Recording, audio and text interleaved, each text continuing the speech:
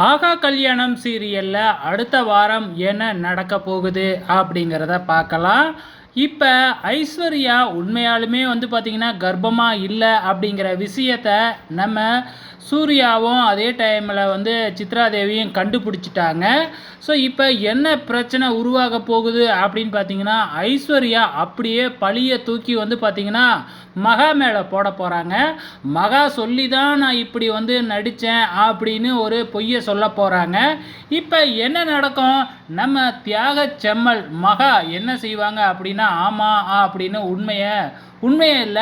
ஐஸ்வர்யா வாழ்க்கைய நினைச்சு ஐஸ்வர்யாவுக்கு ஒன்றும் ஆயிடக்கூடாது அப்படின்னு சொல்லி, ஐஸ்வர்யா சொல்ற பொய்யெல்லாம் தான் மேல போட்டுக்கிட்டு பழிய ஏத்துக்க போறாங்க. இதுக்கப்புறம் என்ன நடக்கும்? மகா பார்த்தீங்கன்னா, அவங்க வீட்டுக்கு போக போறாங்க.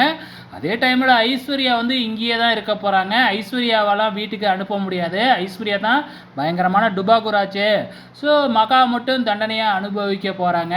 ஏன்னா நம்ம சூர்யா இப்பதான் பொய்யே சொல்ல மாட்டா என் பொண்டாட்டி அப்படின்னு சொல்லிக்கிட்டு இருந்தாரு. ஆனா இவ்வளோ பெரிய பொய்யை மறைச்சு வச்சிருக்கிறாங்க நம்ம மகா. ஸோ வெயிட் பண்ணி பாருங்க என்ன நடக்க போகுதுன்னு.